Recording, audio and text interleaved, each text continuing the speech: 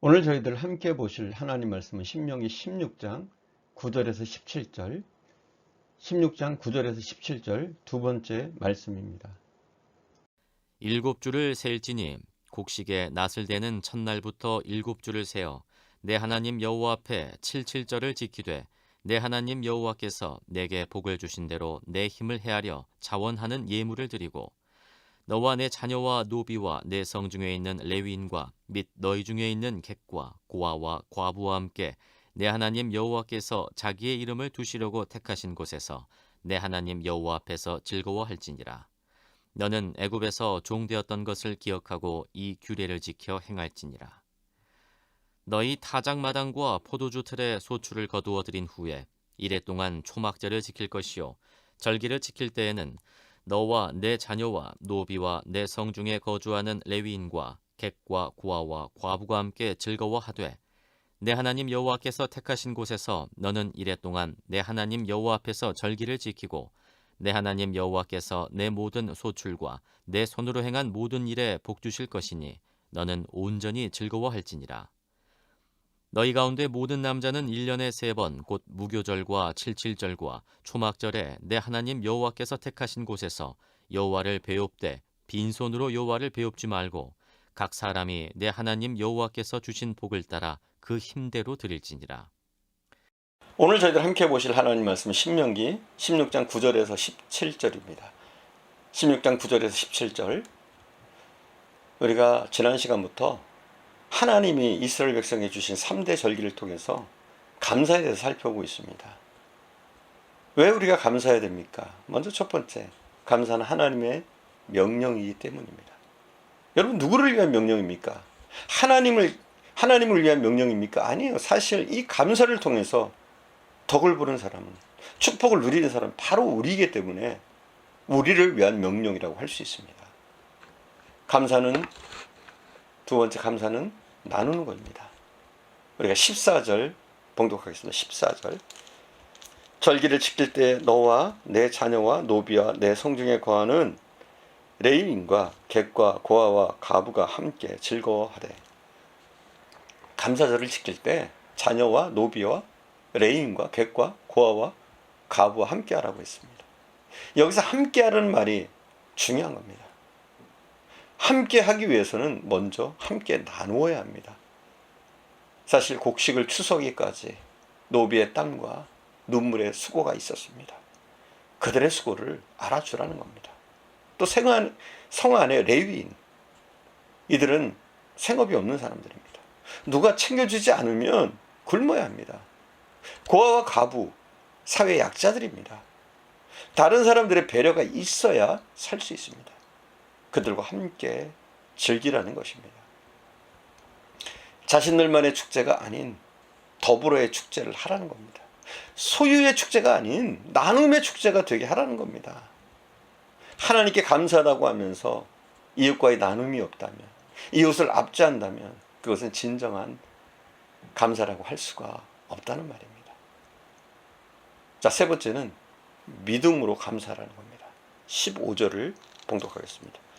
내 하나님 여호와께서 택하신 곳에서 너는 이레 동안 내 하나님 여호와 앞에서 절기를 지키고 내 하나님 여호와께서 내 모든 소출과 내 손으로 행한 모든 일에 복 주실 것이니 너는 온전히 즐거워할지니라. 먼저 보답의 차원에서 감사해야 합니다. 받은 바 은혜를 생각하면서 감사해야 합니다. 누가복음 17장에 보면 10명의 문둥병자들이 예수님께 고침을 받았습니다. 그런데 9명의 문둥병자들은 예수님께 감사하지 않았습니다. 그중 딱 한 사람만이, 사마리아인만이 예수께 돌아와 감사를 표합니다. 그때 주님이 하신 말씀이 있습니다. 10사람이 다 깨끗함을 받지 않았느냐? 그 9은 어디 있느냐? 이렇게 말씀하십니다. 감사를 모르는 9사람에 대해서 서운한 감정을 진하게 표현하신 말씀입니다. 감사란 단순히 심리적인 느낌이 아닙니다. 보답하는 겁니다. 보답의 차원에서 하는 겁니다. 보답하는 것으로 감사를 표현하는 것입니다. 이솝우화에 나오는 이야기가 있습니다. 어떤 농부가 산길을 걷다가 맹수의 구슬픈 울음소리를 듣게 되었습니다. 소리 나는 곳으로 가보았더니 큰 웅덩이에 호랑이가 빠져서 꼼짝을 못하고 울고 있는 겁니다. 측은하게 여겼습니다. 그래서 농부는 불쌍한 마음에 호랑이를 꺼내줬습니다. 그랬더니 이게 웬일입니까?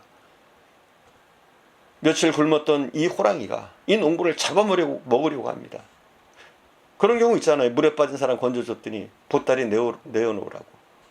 농부는 억울해서 호랑이를 달래서 소에게로 가서 물어보자고 했습니다. 소는 내용을 다 들어보더니 그 사람을 잡아먹어도 좋다고 했습니다. 사람들은 소를 실컷 부려먹다가 나중에는 잡아서 고기까지 먹으니 인간들은 모두 못됐다고, 잡아먹어도 된다고 하는 겁니다. 그 농부는 꼼짝 못하고 죽게 되었습니다. 농부는 한 번만 더 물어보자고 호랑이를 달래서 여우에게 물으러 갔습니다. 여우도 잡아먹으라는 겁니다. 사람들은 자기들을 잡아다가 부인들의 목도리를 만들어주니 악하다는 겁니다. 농부는 사정을 해서 마지막으로 토끼에게 물어보자고 했습니다. 토끼는 이야기를 듣더니 나는 머리가 나빠서 잘 모르겠어. 현장에 한번 가보자고 합니다. 현장에 가자 호랑이가 처음 있었던 일부터 시작을 합니다. 그 호랑이가 먼저 그 구덩이에 뛰어들어가서 설명을 합니다. 내가 여기 있었고 그때 토끼가 농부에게 말합니다. 아저씨 빨리 갈 길 가세요. 저 배은망덕한 놈은 도와주었다가 오히려 큰일 납니다. 무슨 이익이 있겠습니까? 얼른 가던 길 가세요. 이렇게 해서 농부는 살아났고 호랑이는 얼마 후에 동네 사람들에게 맞아 죽었다는 이야기입니다. 여기서 우리가 얻는 교훈이 뭡니까? 받은 바 은혜에 감사하지 않는 것은 짐승과 다를 바가 없다는 겁니다. 자, 우리는 받은 바 은혜에 감사해야 돼. 그런데 오늘 본문에 보니까 하나님은 우리에게 보다 차원 높은 감사를 원하십니다. 복 주실 것을 인하여 너희는 온전히 즐거워할지니라. 이렇게 말합니다. 믿음의 감사를 하라는 겁니다. 여러분 보세요. 복 주신 것을 인하여가 아닙니다. 내가 복 받은 것을 인하여가 아닙니다. 복 주실 것을 인하여입니다. 이미 주신 복에 감사도 해야 되지만 앞으로 주실 복을 생각하면서 감사하라는 겁니다. 장차 복 받게 될 그 확신을 가지고 믿고 감사하라는 말입니다. 이 믿음의 감사를 얘기하는 거예요. 선불 감사를 얘기하는 거예요. 과거의 은혜에 감사하는 것으로 끝나서는 안 됩니다. 현재 내가 받은 은혜에 감사하는 것으로 끝나서는 안 됩니다. 우리의 미래에 하나님이 주실 그 은혜에 감사할 수 있어야 됩니다. 미리 감사하는 겁니다. 더 잘 될 줄 믿고 미리 감사하는 겁니다. 스티븐 호킹이라는 세계적인 물리학자가 있습니다. 20대 초반에 신체 불구자가 되었습니다. 병명도 괴상한 근위축성 측식 경화증에 걸렸습니다. 휠체어에도 몸을 제대로 가누지 못하게 되었습니다. 그런 그가 아인슈타인을 능가하는 위대한 물리학자가 되었습니다. 부인인 제인 호킹은 이렇게 말을 했습니다. 만약 하나님에 대한 믿음이 없었다면 나는 남편의 병이 악화되는 상황에서 살아갈 수가 없었을 것입니다. 그녀는 병든 남편을 바라보지 않고 하나님이 주실 복을 바라봤기 때문에 그 힘든 상황을 이겨낼 수 있었다고 말합니다. 사랑하는 여러분, 여러분은 어떻습니까? 한 해가 마음먹은 대로 잘 되지 않았습니까? 연초에 세웠던 계획들이 크게 빗나갔습니까? 그래도 믿음으로 반응하시기 바랍니다. 믿음의 생각을 하시기 바랍니다. 믿음의 말을 하시기 바랍니다.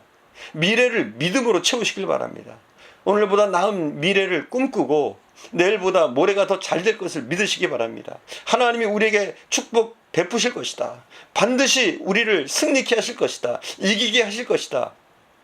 이것을 여러분 믿으시기 바랍니다. 이것을 믿으시고 늘 하나님 앞에 감사할 수 있는, 오히려 믿음으로 감사할 수 있는 저와 여러분 되어주시기를 간절히 축원드립니다. 기도하겠습니다. 사랑하는 주님, 우리가 하나님 앞에 진정으로 감사하게 하옵소서. 감사는 하나님의 명령이며 감사는 나 혼자 누리는 것이 아니라 나의 이웃과 연약한 자들과 함께 누리는 것인 줄 믿습니다. 사랑하는 주님, 우리의 체질이 감사의 체질로 바뀌게 하시고 이제 믿음의 눈을 열어서 온전히 믿음으로 하나님 앞에 감사할 수 있는 저희들 되어지게 하옵소서. 현재 여건이나 상황 때문에 감사하는 것이 아니라, 내가 받은 은혜 때문에 감사하는 것이 아니라, 내가 받은 축복 때문에만 감사하는 것이 아니라 하나님이 내게 주실 그 축복, 지금은 험난한 여정이지만, 지금은 고통 속에 있지만, 지금은 시험 가운데 있지만 하나님이 복 주실 것을 우리가 바라보게 하옵소서.